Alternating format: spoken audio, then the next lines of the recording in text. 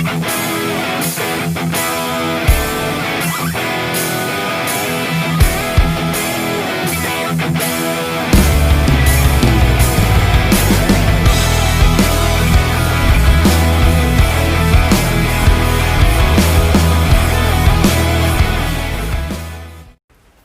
guys! Welcome muli sa aking garahe. Sa video ito, tuturuan ko kayo kung paano magpalit ng clock spring ng Montero Sport. Kaya kung may problema kayo sa clock spring ninyo, hindi gumagana yung horn ninyo, yung mga buttons sa steering wheel hindi gumagana, at meron kayong check light sa airbag, no? Itong video na ito ay para sa inyo. Kaya bago tayo magsimula, pakisuyo na mag-subscribe kayo.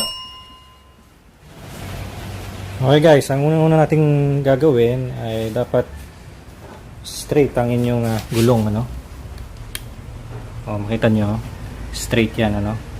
Okay, so siguraduhin nyo straight ang inyong manibela, no? Yung gulong niyo. So tingnan natin yung manibela. Bakit ba kailangan straight yan? Okay guys, no? So dapat nasa dead center itong manibela ninyo. Kailangan nasa gitna yan, no? Kasi kung nakaliko yan, no? Naka-turn yan sa left or right, yung clock spring na ilalagay ninyo ay hindi magkakasya yon, no? Hindi yun papasok. Okay? So kailangan dead center ang inyong manibela. Okay? So pop natin yung hood. Tanggalin muna natin yung negative terminal ng battery. Kailangan na nakatanggal yung battery kapag gagawa kayo ng anumang electrical sa inyong sasakyan. Okay?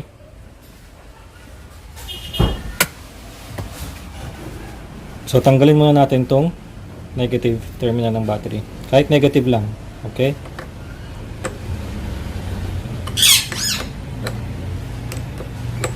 So ang DIY na ito ay hindi lang sa Montero applicable, ano?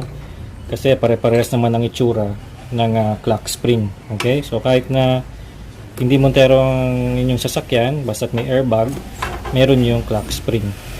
Okay? So pare-parehas lang yun ng pagtanggal. So siguraduhin nyo itong negative terminal ay hindi magta-touch dito, ha.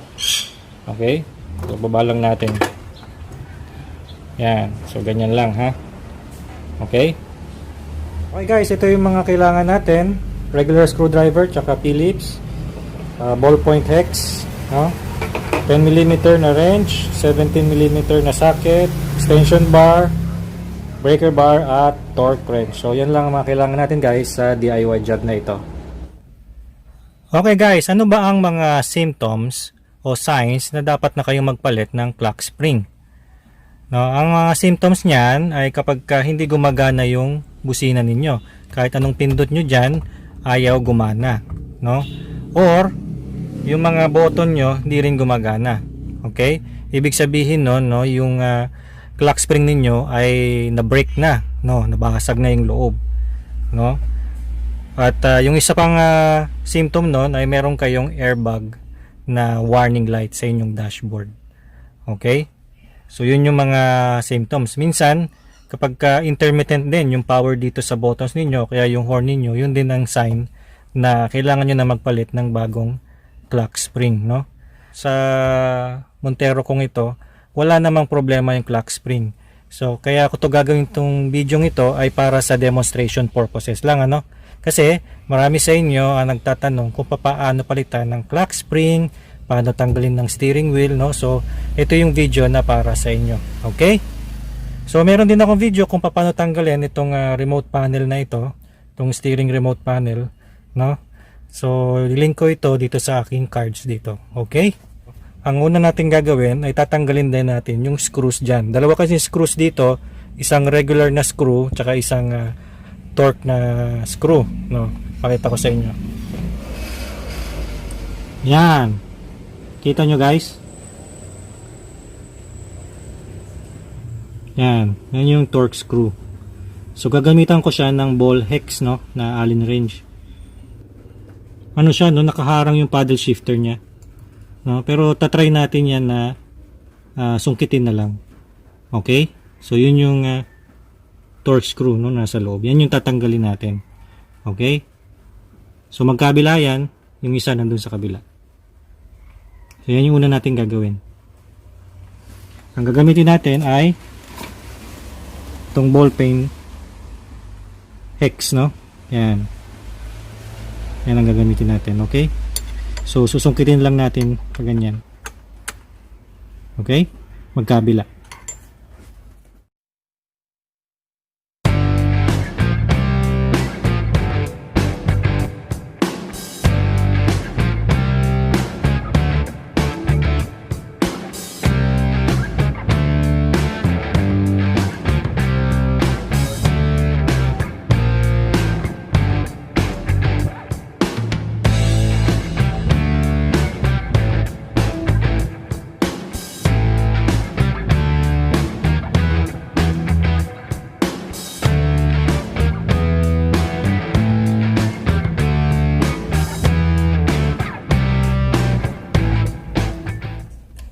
So ito yung airbag natin.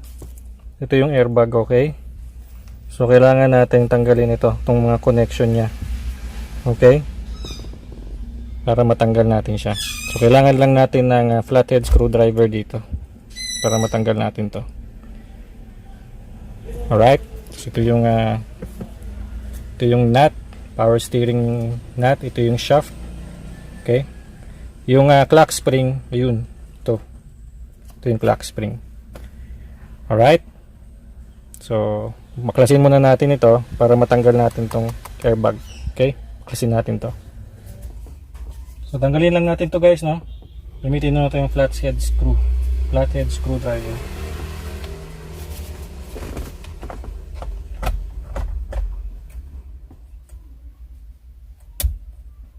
Yan. Pull out nyo na.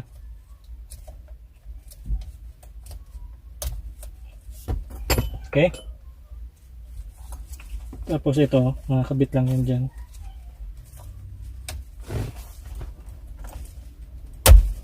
Yan. Okay? So kapag itatabi nyo ito, no? Ganito, no? Okay? Upside down, no? Huwag yung ganito. Alright? Ganyan lang. So hindi man ito mag-activate kasi wala naman itong kuryente. Okay? So tabi lang natin. Yan, ito yung tinanggal natin guys. Ito yung ground. Ito yung sa airbag. Okay?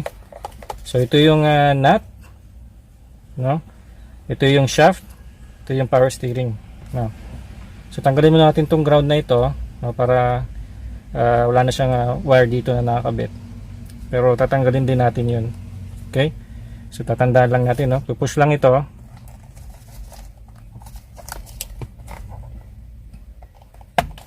Yan. So wag nyong ihilahin yung wire, ha. Lagi nyong ipupush yung mga clip niya para matanggal nyo siya. Yan. Okay? Tanggalin natin to.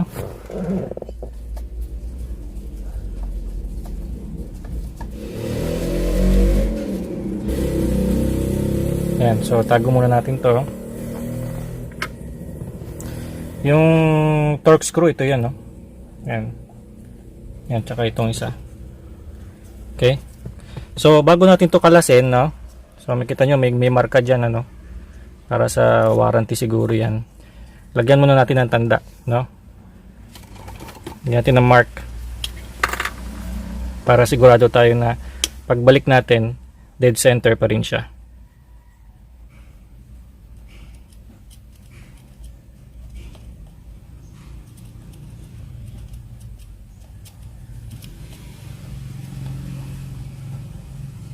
Okay, so yan yung mark natin.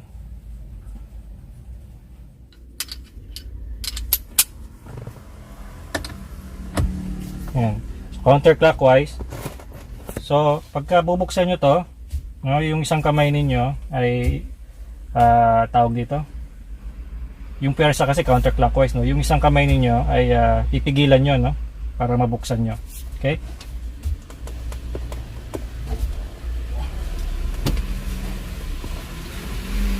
Ay, hit! So, lagay ko yung binti ko, no? 1, 2, 3.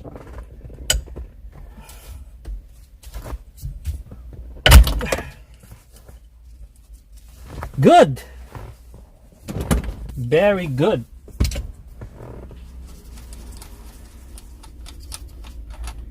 So, ito yung nut. So guys, pupukpukin nyo lang ito, no? Dito sa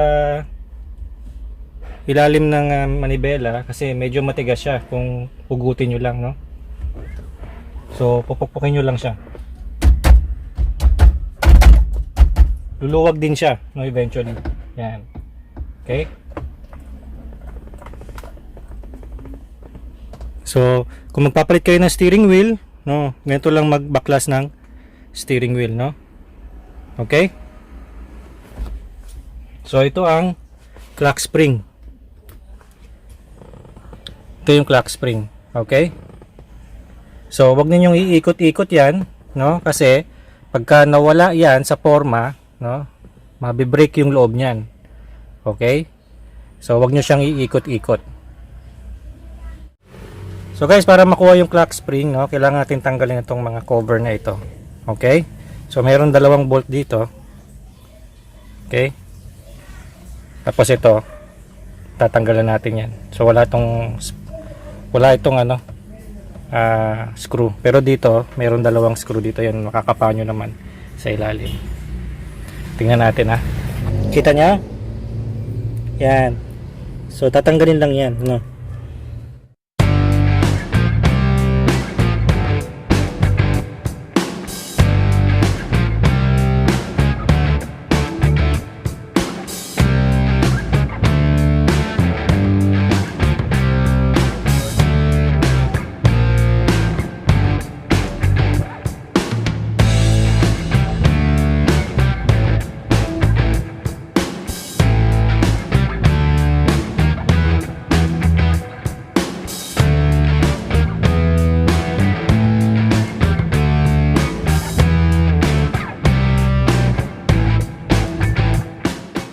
So ito ang ating clock spring. Para matanggal tong clock spring, tanggalin natin tong mga bolts na ito, tong screws na ito kasi yung clock spring merong screw doon, tsaka doon. Okay? Tandaan nyo ha, huwag nyo iikot to, no? Tong clock spring nito. Ganyang position lang din, okay?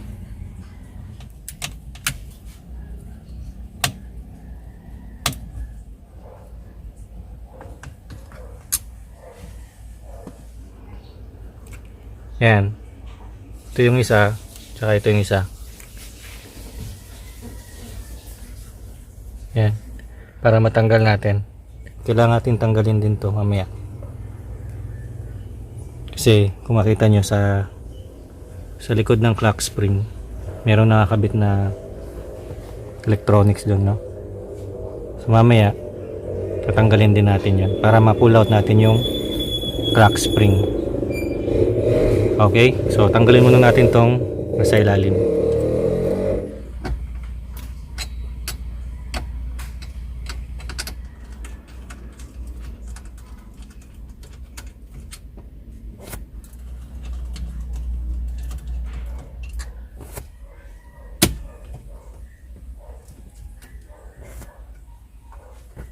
Tinanggal ko muna to guys, no?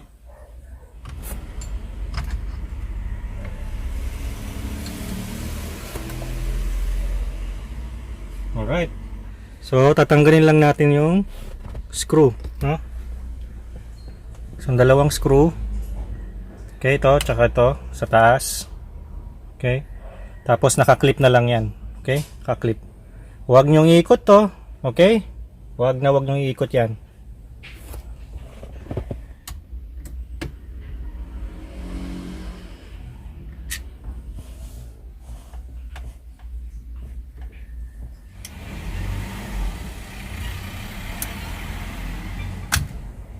Yun. So, ipupush nyo lang to. Okay? Ito, dito.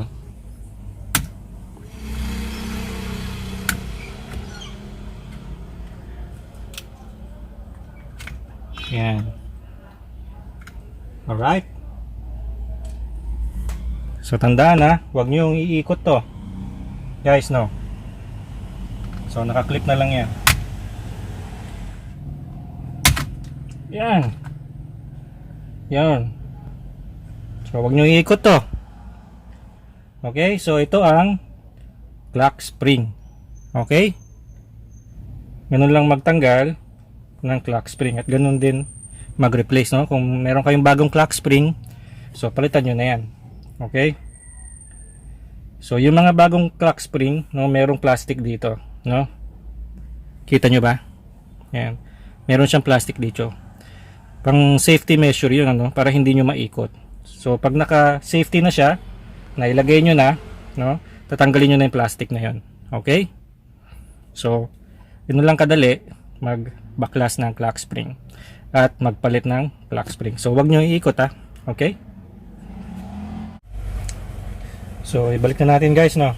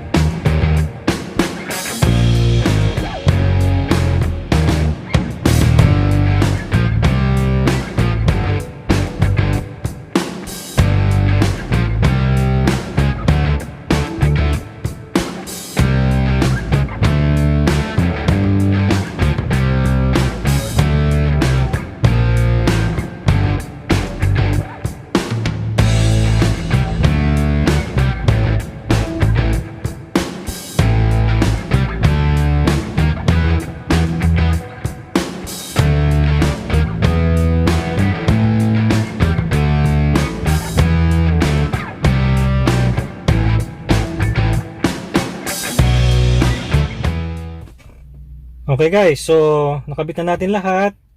Naikabit ko na rin yung baterya. So may power na tong ating sasakyan. Try natin.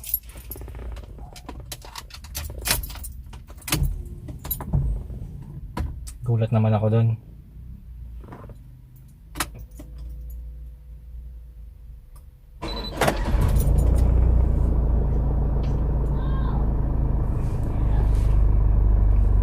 So walang airbag light. Turn natin ano.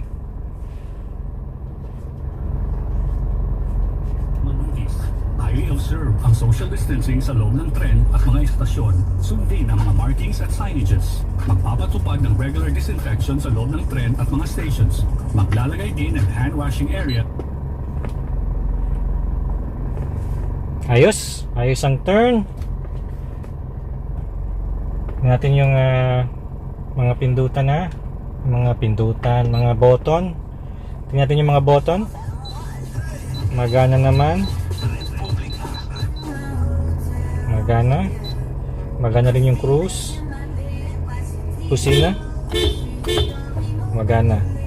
So, ganun lang magbaklas, magpalit ng clock spring, no? Basta tatandaan nyo guys na dapat wag nyong gagalawin yung clock spring. Dapat gitna siya, okay?